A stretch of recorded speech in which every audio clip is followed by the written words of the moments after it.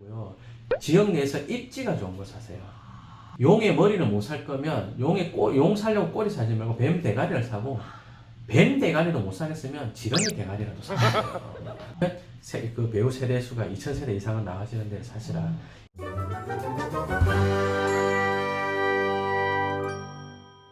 상가는 지역이나 상권 좋은 데를 사지 말고요.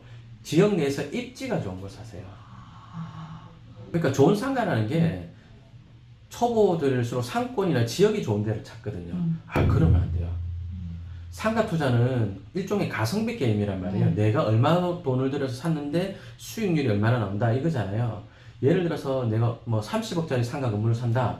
강남에 사는 거하고 뭐 예를 들어서 여기 안양이다. 안양에 사는 거하고 수익률은요. 안양에 사는 게 더 좋아요. 뭔 소리냐면 강남에서 30억짜리를 사면 강남역 그릴 때에선 제일 나쁜 걸 사게 될 거거든요.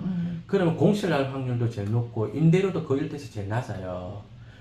근데 아까 잠깐 이야기했지만 부동산의 가격이라는 것은 그 지역의 수준이라는 것이 어느 정도 반영이 되거든요. 물론 강남권 이래버리면 이제 업무시설 수요가 많은 지역이기 때문에 그래도 어느 정도 임대는 잘 되지만 이제 극단적인 비교를 해서 그런 겁니다. 근데 내가 그 지역에서 1등짜리 살 돈이 안 된다. 그러면 좀 비인기 지역으로 가서 그 인기 지역에서 1등짜리를 사라는 거예요. 사실 이게 대출 끼고 세입자 보증금 끼고 이러면 아파트보다 훨씬 투자금이 작거든요. 네, 평수는 지금 200평 있고. 건물은 200평이고 토지가 87평인데 이게 보면은 일반 상업 지역 돼 있잖아요. 그죠? 그럼 토지는 이제 용도 지역상 일반 상업 지역이고 제곱미터당 감정은 790만 원 했는데 이걸 토지용 계획 확인서로 들어가서 개별 공시지가가 얼마고 개별 공시지가 대비했을 때 감정가가 얼마다 그렇게 들어가 보면 개별 공시지가가 588만 원 근데 감정가가 790만 원 이런 식으로 평가를 하는 게 토지 투자자들의 방식이거든요. 개별 공시지가보다 한 1.5배 정도가 높은 게 시세다라고 본다면 이 땅의 시세는 이 정도 금액이 감정가가 800만 원 정도 받는데 합당한 거냐 합당하지 할 수 있죠. 근데 이거 가지고 상가가 좋냐 나쁘냐 평가가 되게 어렵거든요. 그래서 상가 물건 볼 때는 그렇게 하는 것보다는 아까 어쨌든 이제 일반 상업 지역을 제곱미터당 790만 원 평가한 게 있었는데 그러면 여기 보니까 이 빨간색이 다 일반 상업 지역이잖아요. 네. 이만큼이 이 정도만 표시할게요. 이 정도가 일반 상업 지역이라고 하자면 그럼 이 안에서는 땅값이 일반 상업지역이다. 그럼 대로변이거나 안쪽이거나 그 차이만 있다 뿐이지 땅값은 비슷하다고요. 다시 대로변이면 조금 더 비싸고 얘처럼 골목길 안으로 들어가면 조금 싸고 이러거든요. 그러니까 상가가 요런 구도심의 요런 동네에서 경매로 나온다면 감정가는 이 지역의 일반 상업지역 아까 몇 평이었더라? 이 지역의 일반 상업지역 87평 1지역이 일반 사업지역 87평 시세에다가 그리고 이 건물을 원가법으로 그러니까 새로 지었을 때 얼마가 되는데 내용연수가 얼마나 지났으니까 잔존가치 이거다로 평가를 한 합한 금액을 감정평가를 한단 말이죠. 근데 그게 과연 상가를 평가를 할 때도 맞느냐 오차가 엄청 심하죠. 그러면 그럴 때는 어떻게 해야 되느냐 자 여기 빨간색의 상가가 이렇게 있는 지역이라고 하자면 그러니까 상업지역이라는 뜻은 아니고요. 상가가 이렇게 있는 지역이라 하자면 이 지역이 이용할 배우 수요는 뭐 그 북쪽에는 이 주거지 사람들이 주된 사람들일 거 아니에요, 그죠? 이쪽에 이 정도만 뭐 이 정도만 범위를 잡아보겠습니다. 파란색 옆에 좀 더 있다 치고요. 그랬을 때 도로가 그러면 이 물건 자리가 여기 파란색으로 칠한 사람들이 다니는 사람들 저 생활동선에서 주동선이냐 그것만 따져보면 되거든요. 그러면 이럴 때 평가를 어떻게 하느냐 도로는 이제 여기서 편의상 1번 할게요. 이 도로가 제일 좋죠. 네. 이 도로가 좋고 물건 잡혀 도로는 골목길이고 근데 이쪽에 도로도 있는 경쟁동선이 있다 치고 그럼 평가를 어떻게 하면 좋냐면요.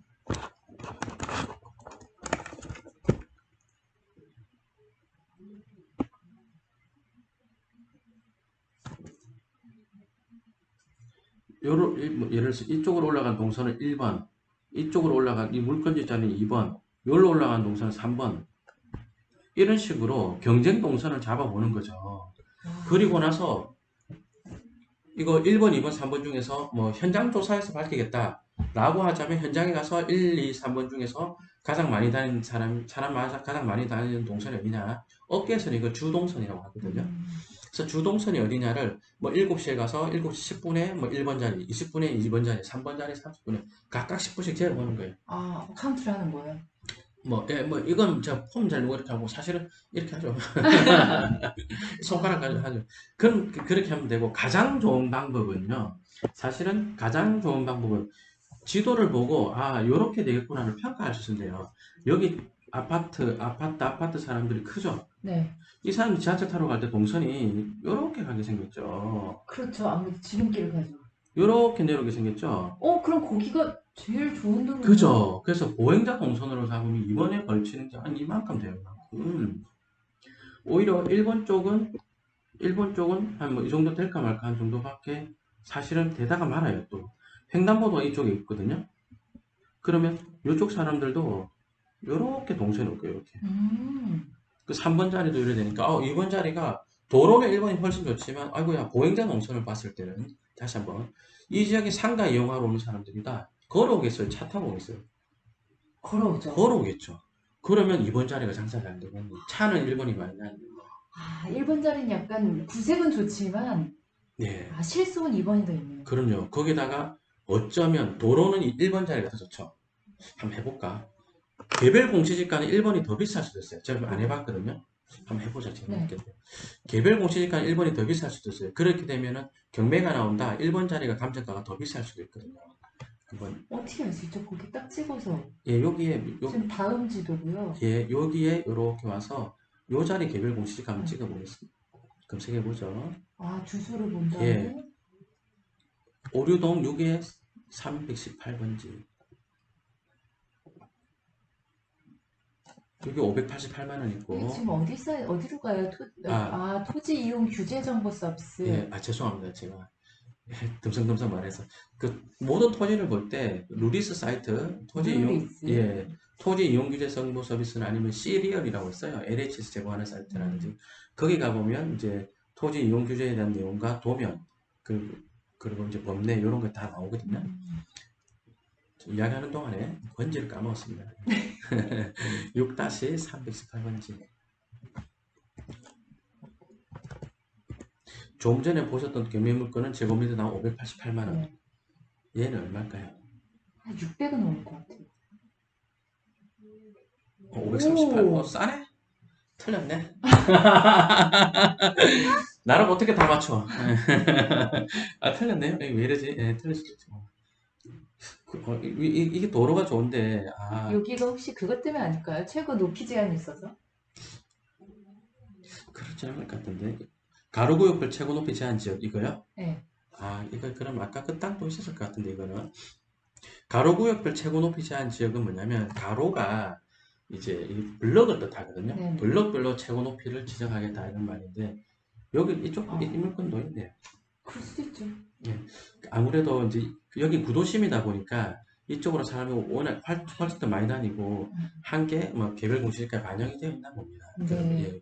그 반영이 되어 있는 것 같고 어쨌든 개별 공시지가 차이가 좀 난다. 그러면 이 자리에 경매물건이 나오면 조금은 더 쌀 수가 있겠죠. 그런데 실제로 그 뭐랄까요 소매점 들어가서 영업하는 환경에서 이야기하자면 이번 자리 훨씬 잘 됐죠. 네. 그래서 그 상가 투자를 감정평가사님들이 잘 하시는데, 근데 감평사님들한테 질의를 해보면 또 답이 좀 원하는 답이 잘 안 나올 때가 있어요. 수강생 사례 중에도 보면, 저는 그 자리 괜찮습니다. 라고 했는데, 그분의 이제 남편의 지인 중에 감정평가사가 있어서 물어봤어요. 그래서 답변 그렇게 올 줄 알았어. 그 지역의 평균적인 금액으로 온 거예요. 그러니까 감평사님의 답변은 1층은 콕 찍어서 그 자리가 아니라 그러니까 이 일대를 본 거죠. 이 일대 1층 상가 기준으로 전용 면적 얼마가 이 정도가 합당하고 3층이니까 이 정도가 합당한데 그래서 16억 정도로 모아야 될 것 같은데 20억이 는다. 그래서 좀 비싼 감이 있다. 라고 한 거죠. 그래서 저는 아니다. 그 감정평, 나는 내가 그 물건을 중개하는 입장이 아니니까 그분이 사시든 마시든 저하고 이해관계에서 직접 연결된 건 없죠. 근데 저도 학교에서 공부를 한 사람이니까 그래서 그 감정평가가 어떻게 만들어진다는 정도는 알죠. 근데 그렇게 보는 게 아니라 여기는 입지를 가지고 비싸더라도 이번 자리가 더 좋은 자리 있잖아요. 항아리 상권이라는 게 뭐죠? 항아리 상권이요? 항아리 상권은 이렇게 딱 고여있는 곳 이런 데 뜻하는 뜻이거든요. 네. 이 항아리 상권이라면 지도로 한번 이야기를 네. 해볼게요. 그러면 아이고 지도를 닫아버렸네.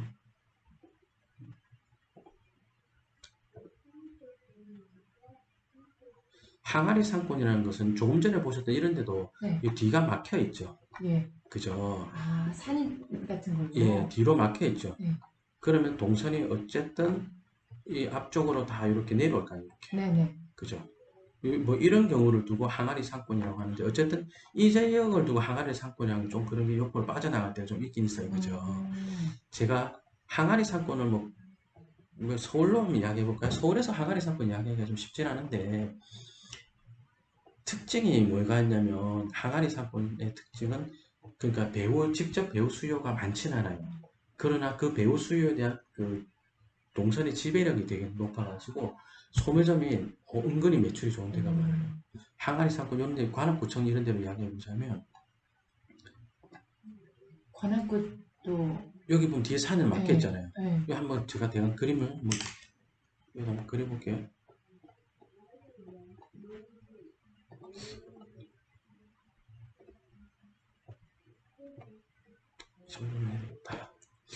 북쪽에 지하철 있는 걸 보셨죠, 그죠? 네. 그러면 이쪽에 지하철역이 있다 보니까 네. 어쨌든 여기 안쪽 사람들의 동선은 지하철 타러 가는 네. 동선이다 보니까 어쨌든 동선은 이렇게 가질 거라고요, 그죠? 네. 근데 여기가 뒤가 산으로 완전 막혀 있잖아요. 이렇게 되면 일로 뒤쪽으로 내려갈 요인 자체가 하나도 없어버리잖아요. 그리고 앞쪽엔 지하철역이 있고 그럼 뒤쪽이 산이다. 여기 또 경사지겠네. 그러면 가보면 이런데 안쪽에는 상권 하나도 없어요. 이런 데는 세대수가 작아서. 그런데 여기 사람들이 지하철 타러 간다 하면 동선이 어디로 갈 것이냐. 요 길로 요렇게 나와서 요렇게 해서 뭐 이렇게 가든 이런 식으로 가겠죠. 네네. 그 다음 이쪽 사람들도 내려와서 횡단보도겠네. 이렇게 사람이 많아질 거 아니야. 네네. 요렇게 내려오거나. 맞죠? 네. 그럼 아까 그림 한 거 비슷한 요 자리 좋죠. 이런 자리가. 그런데 부동산의 가격은 저 자리가 비싸냐? 하나도 안 비싸다니까요. 이 관악구 신림동 여기 그 서울대 입구역 배우 상권인데 서울대 입구역 뒤에를 부동산 싸다 이러면 내가 웃긴 사람들은 이게 얼마나 비싼데. 그런데 이 동네에서 요 자리는 아주 싼 자리가 맞단 말이에요. 그런데 이 자리에 보면 CU라는 편의점이 있거든요. 여기 보면 화면에 CU 보이시죠? 네네. 얘 매출이 이렇게 보겠습니다. 예, 요 자리인데 네. 이 안쪽 골목길을 보세요. 뭐 상권 좋아 보이지 않잖아요. 네. 그죠? 근데 이제 우리가 그간에 상가 투자하실 때 보면 그 잘 어려운 이유가 요런 데 주거지 상권이다. 이런 데는 그냥 동네 횡하네 뭐 주거지네 이러니까 동네 좋아 보이는 느낌 안 들거든요. 근데 이 횡단보도를 기점으로 이 안쪽 사람들, 요 뒤쪽 사람들이 지하철을 타러 갈 때 정말 많은 사람들이 요 앞을 지나서 이렇게 가죠. 그럼 안쪽 항아리처럼 갇혀 있는 사람들, 고여 있는 사람들을 주동선에서 딱 물고 있는 자리잖아요. 이 CU 매출이 굉장히 좋아요. 이 상가의 시세가 얼마나 될지는 모르겠습니다. 임대 시세가 얼마나 될지 모르겠지만 매출 대비로 했을 때는 월세 400만 원 정도도 너건히 낼 수 있는 매출이 나와요. 그렇게 보기엔 되게 허름해 보이는데. 예. 그죠? 근데 저기 매출이 200만 원이 넘거든요. 제가 왜 잘하냐면 여기 미니 스토어 자리를 관악구 전포개발 담당을 할 때 아. 원래 여기가 그 드럼통 있고 고깃집인가 닭발집 이런 거 있고 밑에 병뚜껑 맨날 떨어지는 그런 술집 있잖아요. 그런 거 있어가지고 봉청청과랑 미니스토어 그 고깃집 섞어서 제가 편의점을 할 때 이거 하려고 했었습니다. 아. 예. 근데 그때 당시에 두 개 합해서 임대료가 100만 원 했어요. 근데 왜 안 하셨어요? 아, 그때 상담했던 분이 약간 반칙을 한 건데 자기가 이걸 혼자서 한 칸만 갖고 차려버렸어요, 이거를. 저는 두 칸을 터서 하자 했는데 그때 이제 회사에서도 야 무슨 100만 원짜리 자리에 편의점을 하냐. 근데 아니다. 이게 이 뒤쪽 사람 그때 제가 했던 그때 당시 정확한 표현은 이 뒤쪽 사람들이 앞으로 쏟아져 내려올 수 있는 방향이다. 이거 완전 항아리 아니냐. 갈 데가 없다. 그래서 이 항아리 이 안쪽에 대한 속점이 워낙 강하기 때문에 이런 데 장사 잘 될 것 같다. 횡단보도 끼고 이 옆으로 가면 안 돼요. 딱 주동선만 물어야 돼. 그럼 이런 데가 장사가 잘 되냐? 잘 된다는 거죠. 이거 약간 풍수지리처럼 이게 지도를 보는 눈이 제일 필요한 거네요, 상가할 때. 그렇죠. 예. 이제 상가 투자를 공부할 때, 상가를 공부할 때 제일 먼저 해야 될 것이 이제 지도를 보는 눈인가요? 예, 그렇죠. 그러니까 맨 처음에 해야 될 게, 그 상가 투자하시는 분들이 실수하는 유형 중에 네. 하나가 부동산에 가서 좋은 상가 있습니까? 라고 네네. 물어본 다음에 그 다음 임대료 계산을 하고 수익률 계산을 해서 그러면 수익률 몇 프로가 좋은 거구나 음. 이렇게 들어가는데 그런 것보다는 가장 좋은 방법은 지도를 보고요. 유효 수요를 따져가지고 다시 아까 그 우리 오류동이었나? 그게 하듯이 상권의 상가의 범위를 설정하고 상권의 그 유효 수요, 배후 수요가 어디로 나는지 얼마나 있는지 보고 그리고 주동선을 1, 2, 3, 4 잡고 그리고 어디가 제일 많이 다니겠느냐. 그래서 제일 많이 다니는 자리를 찍어서 거기에 상가 나온다면 산다. 그러면서 뭐 할 수 있죠. 그럼 지금 나와 있는 매물을 보고 결정할 게 아니라 내가 할 지역을 먼저 정해놓고 요 안에서 매물이 나오면 산다 이렇게 생각해야 되는 예, 건가요? 지역보다는 지역 내 동선. 상가는 지역이나 상권 좋은 데를 사지 말고요. 지역 내에서 입지가 좋은 거 사세요. 용의 머리를 못 살 거면 용 살려고 꼬리 사지 말고 뱀 대가리를 사고 뱀 대가리도 못 사겠으면 지렁이 대가리라도 사세요. 지역 내에서 꼴등하는 자리 이런 거 사면 안 됩니다. 상가 분양받으러 가도 똑같아요. 신도시 상가 분양받으러 간다? 그럼 그 지역의 1등 자리랑 꼴등 자리랑 분양가 차이는 한 20% 나거든요. 근데 꼴등 자리가 성숙게 되면 임대료는 절반. 그 배우 세대 수가 2,000세대 이상은 나와지는 데를 사시라. 2,000세대 이상은 되어야 근린 상권, 의원이나 병원이나 의원이 병원이구나. 학원이나 빵집이나 이런 것들에 들어가시거든요. 그래서 좀 복잡복잡한 상권 만들어낼 수 있거든요. 이 자리 입지 분석을 좀 해보자면 네. 여기는 뒤가 이제 이렇게 한강으로 막혀 있고 그렇죠. 상가가 안쪽에 있는 상가는 아파트 단지 내 상가 같은 상가밖에 없을 것 같거든요. 네. 그래서 학원가라든지 병원이라든지 또는 지수 슈퍼마켓이 있습니다만은 SSM이라든지 이런 것들, 그러니까 2,000세대 이상의 어떤 그 배우 수요를 갖춰야 영업할 수 있는 사람들, 즉 상가 투자자 입장에서는 근린 상권이 만들어지는 데나 하자면 이런 도로변이거든요. 이 도로변이다. 그러면 이제 프랜차이즈 기업들이 입점하는 유형을 보자면 만 세대는 되어야지 들어가는 업종들은 이 대로변에 들어갈 거고요. 예, 만 세대 업종들은 여기로 들어갈 것이고, 그 다음에 6천 세대 업종, 4천 세대 업종, 베스킨라빈스란 이런 것도 이 뒤로도 들어갈 수 있을 거거든요. 4,000세대. 예, 그럼 이쪽 세대수, 이쪽 세대수를 보고 대신에 이 길 건너 쪽 세대수는 안 보겠다는 거죠. 좀 버려야죠. 예, 그 대신 요 대로변에 들어가는 사람들은 업종들은 물론 이제 2,000세대, 4,000세대 업종도 들어오지만 이 사건 이 일대를 전체를 보고 들어가는 업종들 있잖아요. 만 세대 업종들 주로 이런 데 들어가죠. 그러면 여기는 입지가 이 뒤쪽 배우랑 이쪽 배우를 양쪽 다 보고 그다음에 이쪽 소득 수준도 나쁘지 않지 않습니까? 그렇죠. 그래서 일단은 그 임대료는 제법 나올 것 같거든요. 40억 정도의 가치가 있을 것인가. 뭐 틀릴 수 있는 게 아니고 당연히 틀립니다. 내가 어떻게 그렇죠. 임대료를 어떻게 맞춰요, 그죠? 그러나 제가 평가를 한다면 임대료 이 정도 할 것 같다. 우선 교촌치킨 매출 가지고 한번 추정 한번 해보자고요. 제가 그 교촌치킨 쌍문역점 매출이라든지 또 대학가에 있는 또 다른데 매출 조사를 한 것이 있는데 저기 한번 보겠습니다. 저 자리가 하루 200만 원 팔거든요. 그럼 삼봉치킨 이런 데가 되게 유명하잖아요. 네. 이거 안 나와.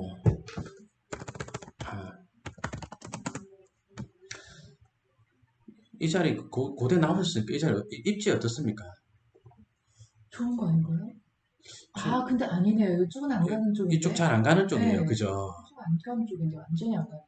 예. 저는 학교 다니면서 이쪽을 넘어가 본 적이 없어요. 제가 여기 그 책 쓰면서 고대생이 오지 않는 고대역이라고 표현도 쓰고 이러면서 무슨 안암역 가죠. 예, 안암역을 많이 가고 여기 상권 별로 여기 파리바게뜨도 매출 굉장히 나쁘거든요. 근데 교촌은요 배달 위주잖아요. 예. 파리바게뜨랑은 좀 다르지 않나요? 근데 이제 요렇게 봐야죠. 여기는 배달에다가 이 지역은 배달에다가 요 주변에는 또 이 지역 주변에 주거지 사람들이 있죠. 그죠? 주거지 사람들 누구겠어요? 학생들이 많을 거 아니에요. 그쵸. 원룸이나 예. 많은 사람들. 그러니까 학교에서는 여기가 가지는 데가 아니겠지만 이 주거지를 빽빽하고 끼고 있으면 그러니까 학교 주변에 학생들만 사는 데다 그러면 그런 데는 은근히 치킨집 매출 잘 나오거든요. 여기가 학생들 뭐랄까 학생들이랄까 그런 학교에 머무는 학생들 입장에서 가는 동선이 전혀 아니지만 요 네모 박스 안에 있는 사람들이 야 교촌 치킨 가서 맥주 한 할래가 된 자리죠. 그렇죠. 그리고 또 대학교 상권 자체가 치킨이 잘 먹히는 데잖아요. 여기 삼통치킨 하루 얼마나 팔아요? 그저요. 몇 번 예. 먹어보긴 했는데. 요 뒤에 노랑통닭 맛있습니까? 아, 기억나지 않아. 여기 노랑통닭도 하루에 매출이 노랑통닭 그 전에 이제 그 코로나 터지기 전에 매출이 하루에 230만 원 정도였으니까 꽤 괜찮은데 교촌치킨은 250이니까 더 잘 나오죠. 그럼. 다시 로드해 볼게요. 그래서 이 자리가 약간 뜨는 자리로 볼 수 있는데 어떻게 보면은 이 안쪽에 배우 수요들이 이 치킨집하고 잘 맞고 여기 또 이 안에서 먹는 걸 갖췄잖아요. 그러니까 하루 매출이 250 정도 나와지고 이 하나만 보면 좀 도움이 안 되니까 쌍문역 가서 교촌치킨 보면 요런 거는 하루에 130만 원 팔아요. 이게 치킨집이 교촌치킨이 배달만 하는 집 배달 위주로 하는 데 있죠. 이런 데가 거의 이 정도 매출이에요. 여기 볼게요. 여기는 여기 홀에서 뭐 치맥 먹는다 그런 분들이 별로 없는 자리거든요. 여기. 저는 현장 조사를 하면서 현장을 가서 현장 느낌을 좀 더 강하게 갖고 있는데 로드뷰로 보면 그 느낌은 좋을 것 같아요. 지금 카카오지던데. 예, 그래도 로드뷰가 굉장히 선명하네요. 예, 요 자리거든요. 여기 딱 봐도 홀에서 먹는 게 좀 약하게 생겼죠. 그렇죠. 그죠? 대로역 앞 대로변인데도 메인 사건에서 좀 벗어나 있고 배달 위주로 하고 이런 데거든요. 이런 데가 130만 원 팔거든요. 그러면 아까 다시 돌아와서 여기는 얼마 팔겠어요? 면적도 제법 넓고 하원가 주변에 많고 그냥 200은 넘겠는데. 200은 넘지 않을까? 250 안 할까요? 네. 그러면 홀에서도 먹고 한 250 판다. 맘스터치 손익분석 있는데 여기다 맞춰가지고 해볼게요. 그러면 교촌은 조금 다를 수 있는데 그래도 뭐 치킨집 비슷비슷하게 본다면 홀에서 먹는 거 있으니까 인건비가 매출 대비 20% 이렇게 많이 나갈 것 같지는 않은데 배달 뭐이 정도가 잡아보면 재료비 비슷할 것 같거든요. 그랬을 때 점주 임차료 차감 전에 한 2천만 원 초반대가 안 나올까. 1층이 116제곱미터인데 여기서 계단하고 엘리베이터실 좀 빼면 한 30평 정도 나올 것 같거든요. 30평 정도 나오고 거기에 있는 교촌치킨이다. 글쎄요. 요거 30평 잡고 그러면 임대료가 아까 저 10평에 15만 원 안 하겠나 했잖아요. 한 450, 500 할 것 같거든요. 그 정도. 그냥 지역으로만 임대료 시세를 이야기해보자 하자면 그러면 한 400에서 500 정도 안 할까? 혹시 제가 알아보시고 많이 틀렸으면 영상을 내려주시기 바랍니다. 틀릴 수도 있죠. 뭐, 내가 어떻게 다 맞춰요. 그죠? 이제 주변에 세대수를 보고 평가를 하는 그 정도 하지 않을까 보고. 그렇다면 여기 1층이 한 500 잡을게요, 편의상. 교촌 치킨 자리가 매출도 그 정도 나. 500만원 여력, 5, 600 이상 여력 됐었고. 그 다음에, 이게 매매로 나왔고, 매도자분께서 어떤 그 임대료를 높인 다음에 좀 팔아보자라고 했다면, 그러면 500보다 훨씬 더 비쌀 수도 있죠. 왜냐면 세입자의 매출을 어느 정도 받쳐주는 자리니까. 뭐 700 이렇게 넘어갈 수도 있죠. 근데 그냥 제가 주변에 어떤 세대수라든지 입주에 대한 평가를 해서 이야기하자면 한 500 정도 하지 않을까. 1층에 500이다. 위로 올라가면 300? 300, 200? 200 그 정도, 250 그 정도 할 것 같거든요. 이제 학원가가 잘 되는 지역 아닌가요, 이 정도가? 그렇죠. 위로 올라가도 수요가 많은 지역이면 그럼 한 절반. 예. 위로 올라갔을 때 수요가 좀 적어지는 데다. 그러면 이제 40%, 35% 이렇게 줄는데 그럼 한 250 안 할까? 200에서 250 안 할까? 300은 어려울 거라 봐요. 250. 그럼 그 위에 3층도 한 엘리베이터 있나? 엘리베이터가 승강기가 없는 것 같거든요. 예, 84년도에 지어졌고 승강기가 없으니까 위에 자리는 한 200 정도? 그럼 전체적으로는 임대료가 1,000만 원 왔다 갔다 하겠다, 그죠? 1,000만 원이나 임대료 수령에 비했을 때는 40억인 거라고요? 네. 40억이면 그렇게 임대 수익으로 보자면 썩 메리트가 있는 건 아닌 거죠.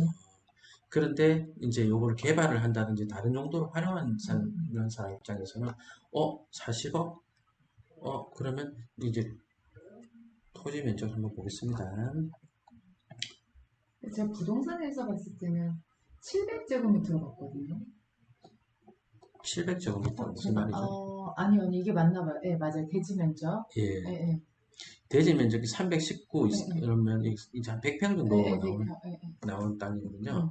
이거 사실은 뭐 요런 데 땅을 가지고 어느 분께서 스타벅스 드라이브스루 하면 어떠냐는 질문을 주신 적이 있어요. 네. 택도 아닌 자리죠. 왜요? 예, 입지로는 드라이브스루 하면 좋을 자리일 수도 있는데 면적이 땅이 너무 작아요. 스타벅스 DT는 100평이 되면은 그게 기본적인 조건은 아니, 충족한다더라고요. 이거 잘못 봤네. 중공업 지역이 요 조금밖에 없고 네. 거의 다 일반 주거 지역이네. 어, 이렇게 보니까 일반 주거 지역이네, 그죠? 그러니까 나는 중공업 지역인데 여기 주거 지역이 맞나 이랬는데 어, 이쪽이네. 예. 그래서 거의 일반 주거로 봐야 되겠네요. 그죠? 일반 주거로 봐야 소문이 되니까. 없어요. 스타벅스 드라이브스루 하려면 땅이 한 300평 정도 되면 그러면 이제 주차도 몇 대 넣고 드라이브스루 해나가는 면적도 있고 한데 100평 정도면 아예 설계 자체가 안 나옵니다. 예. 그래서 드라이브스루 한다, 서울 시내에서 한다, 땅이 작아도 250평 정도는 되어줘야 돼요. 아, 예, 그러면 거의 주차 몇 대 못 넣고 하더라도 드라이브스루 할 수 있는데 여기서는 좀 드라이브스루 하고 싶으면 서울에서 찾는 것보다 이제 경기도권으로 내려가는 게 더 좋아요. 아, 매출이 훨씬 잘 나옵니다. 왜냐면 왜요? 같은 돈을 투자했을 때 네. 서울은 땅이 비싸니까 면적이 적잖아요. 그래서 그 같은 땅을 같은 50억짜리 산다. 50억이면 큰 돈이잖아요. 그래도 서울에서 50억짜리 땅을 사면 대로변이다. 차 좀 다닌 데다. 평당 2,500은 아무리 작아도 2,500 하겠죠. 네. 그러면 2,500 하면 땅 200평 사면 끝나잖아요. 그럼 주차 공간이 거의 안 나오잖아요. 대신 인구 밀집도는 더 높기 때문에 더 많은 사람들이 이용하지 않을까요? 그렇죠. 근데 그 말씀은 맞는데, 근데 담을 수 있는 그릇 자체가 이제 작아버리니까 주차장이 작아버리고 건물이 작아버리고. DT의 목적은 드라이브스루. 예. 사서 지나간다. 그러니까 드라이브스루전 매출의 절반이 쓰르고, 뭐, 그다음에 앉아서 먹는 사람들이 이제 워킹 손님이라고 하는데, 한 절반 정도. 입지마다 차이는 분명히 있습니다. 근데 우리가 워킹 손님을 잡았지만 상당수는 차를 갖고 와서 거기서 만나서 되게 많거든요. 그러니까 실제로 뭐, 경기도 평택에 있는, 내가 한 개 보여드릴게요. 그러면. 스타벅스 방송 안 한다고 하셨는데 이게 풀어도 되는 건가요? 그렇죠. 하면 안 될 것 같아요. 큰일 났네. 예. 이거 오프 더 레코드로 할까요, 그럼? 여기는? 봅시다. 여기는 여기 어디지, 여기? 평택의 아. 안중에 허허벌판 지역의 스타벅스인데, 예, 저 여기 매출은 전혀 몰라요. 여기는 어디예요? 예. 이렇게 호흡을 파네? 예, 스타벅스 허허벌판점이라고 있는데, 호흡을 여기가 안중 평택 DT점도 있는데요. 제가 여기 장사가 될까 싶어서 한번 가봤어요. 네. 근데 이 자리거든요. 와, 뒤에 차들이. 여기 차만 38분 차만 쌩쌩 달리고 이 네. 가운데 이거 막아놨잖아요. 주거지 사람들 오기도 별로 안 좋아. 네. 근데 여기가 아까 유 선생님 말씀처럼 수루를 해서 가면 수루 매출이 많았는데 차를 엄청 내놔요. 그래서 저도 차 겨우 대고 이용하러 갔었거든요. 그래서 가보니까 장사가 엄청 잘 되더라고요. 뭐야, 동네 명수야? 그냥 뭐 비슷하게 그렇게 됐죠. 그러니까 뜬금없는 자리에 주차장을 넓게 뽑아놓고 차량 트래픽이 많고 또 멀리서 사람들 많다가 차를 갖고 찾아오는 사람 되게 많더라고요. 근데 이런 데 땅값이 얼마나 했겠냐. 똥값이죠. 서울에 비해서는 엄청 쌌을 거거든요. 제 땅 얼마에 거래된지 이런 건 전혀 모릅니다. 전혀 모릅니다만은 이 정도 면적만 딱 재볼게요. 이 정도면 안 될지 모르겠어요. 723은 아닐 거예요. 부속 토지가 옆에 더 있을 건데 네네. 뭐 이쪽으로 했든 저쪽으로 했든 723이면 200평 조금 넘는 면적인데 그렇지 않았어요. 한 400평 정도 되어 보였거든요. 현장에서 봤을 때. 그랬을 때 여기 1번 국도면 땅이 평당 1,000만 정도 했을까? 그럼 이 정도 땅이 얼마 정도 했을까요? 글쎄 한 40억. 근데 서울에서는 40억 가지고 스타벅스에서 이 정도 매출 안 나올 거예요.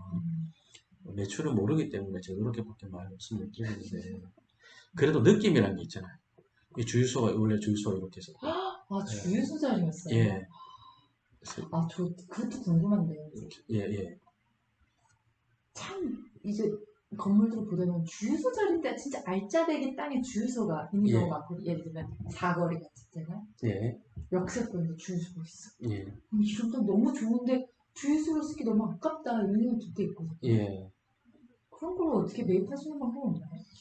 비싸요. 아, 비싸. 비싸요. 근데 사실 그 시내 주유소가 꽤 괜찮아요. 좀, 아이고, 대본 없이 시작하니까 이게 너무 이야기가 중구난방인데.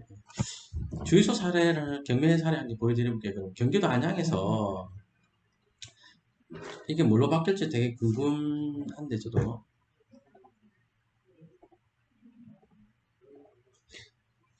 설명을 어떻게, 나중에, 네, 이건 제가 나중에 다시 여쭤봐도 될까요? 예, 시간이 별로 없어서. 주유소 네, 이야기만 네. 할게요. 안양시 만안구 안양동에 주유소가 180평짜리 주유소 경매에 났고, 네. 32억에 감정한 게 48억에 낙찰됐죠. 43억이에요. 저는 이거 뭘로 쓸지 모르겠어요. 이거 뭐 땡리가 누구 주식회사 땡리 돼 있는데, 그러니까 이 45억 가까이 낙찰받았다. 그러니까 이게 용도 지역으로 이야기하자면 여기 아마 이종일반 맞네. 이종일반 주거 지역이거든요. 이종일반 주거 지역에 180평이다가 평당 2천 몇백 주고 산 거예요. 네. 그러면 이 지역에 이종일반 주거 지역이 이렇게 비싸냐? 빌라 지역 땅으로는 안양인데 저렇게 비싸지가 않단 말이죠. 근데 이 땅이 10억이나 비싸게 주지 예, 않았어요? 차량 트래픽도 많은 지역이지만 주유소가 갖고 있는 아주 강점 중에 하나가 있어요. 도로 점용 허가가 있죠. 도로 점용 허가는 도로에서 차량 진출할 수 있는 권리가 주유소는 다 있을 거 아니에요. 낙찰 받으면 그게 승계가 되거든요. 아, 그러면 주유소를 내가 매입을 해서 지금 소매점비를 점점 차량 트래픽으로 인한 차량 그 서비스가 많이 되고 있단 말이에요. 그런데 요런 데 땅들은 지금 그 옆에 다른 데 땅들은 뭐 예를 들어서 아무 때나 한번 찍어볼게요. 이런 데 땅들이 뭐 도로 조명을 받는다. 굉장히 어렵다고. 몇 개 네. 필지 사서 하더라도 이제는 요렇게 들어가 뺑뺑 돌아 나와라 막 이 되게 음. 어려워져요. 안 해준다는 아닐 거예요. 음. 그리고 사실 저도 하나 되게 땅을 사려고 했는데 도로 조명을 풀지는 못해서 못 샀거든요. 근데 이 땅은 이미 요렇게 들어가서 일로 나가는 게 있죠. 네. 만약에 이제는 요런 식으로 허가를 거의 안 해줍니다. 요런데 이 집진한 땅도 뭐 요로 들어갔다 요로 나오라 하죠. 네네. 지금은 점용 허가를 이런 식으로밖에 안 되죠. 근데 주유소는 이미 내가 인, 생각한 아웃을 것보다 따로 네, 해놨죠. 몇 평을 더 쓸 수 있는 거예요. 그럼요. 그럼 이제 이 땅은 나중에 다른 걸로 개발하겠다. 상업 용도로 개발하겠다. 잘 모르겠지만 차량 트래픽은 좀 많아 보이거든요. 좀 왼쪽으로 화면상 이쪽으로 네네. 가면서 안양이 있고 그러면 이제 인아웃은 무형의 재산으로 이 땅에 남아 있는 거니까 그걸 활용해서 다른 걸 개발한다. 뭐 스타벅스 드라이브 스루만 드라이브 스루 아니잖아요, 그죠? 그래서 뭐 다른 형태의 어떤 뭐 드라이브 스루점을 개발하려고 하지 않을까. 저는 이 사례가 어떻게 바뀔지 되게 궁금하게 보고 있어요. 그래서 말씀 주신 주유소 이야기가 굉장히 중요한 이야기입니다.